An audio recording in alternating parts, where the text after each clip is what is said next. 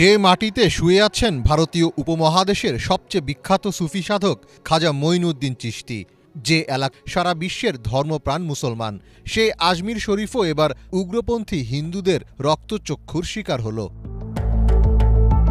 ভারতের বিখ্যাত আজমির শরীফের নিচে মন্দির আছে এমন দাবি করে আদালতে পিটিশন দায়ের করেছে হিন্দুত্ববাদী সংগঠন হিন্দু সেনা।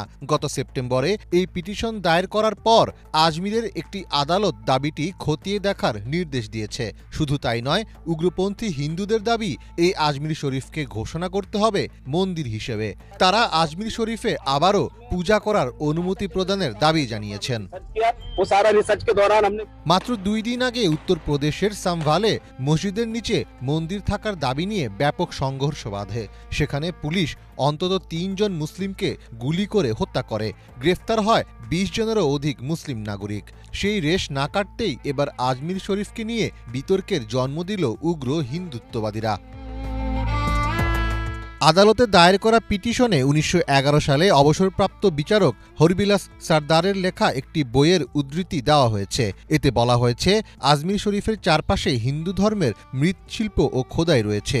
আজমির শরীফ নিয়ে পিটিশন দায়ের করা উগ্রপন্থী সংগঠন শিবসেনা দাবি করছে, আজমির শরীফকে সংকটমোচন মহাদেব মন্দির হিসেবে ঘোষণা করতে হবে। যদি দরগার কোনো ধরনের রেজিস্ট্রেশন থাকে সেটি বাতিল করতে হবে।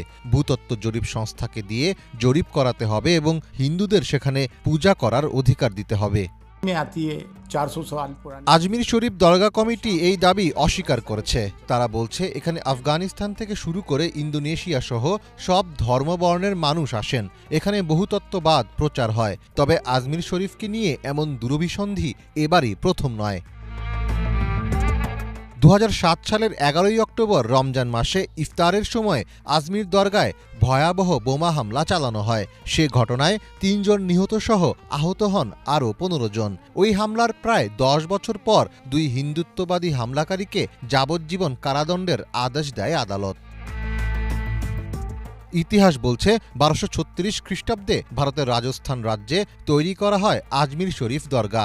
পবিত্র স্থান হিসেবে সুপরিচিতি এবং আধুনিক স্থাপত্যশৈলীর নিদর্শন থাকায় মুসলিম সহ বিভিন্ন ধর্মবর্ণের মানুষ এখানে ভ্রমণ করেন। পবিত্র এই স্থান নিয়ে বিতর্ক সৃষ্টির কারণে সাম্ভালের মতো রাজস্থানেও উত্তপ্ত পরিস্থিতি তৈরি হতে পারে বলে আশঙ্কা করছেন সংশ্লিষ্টরা।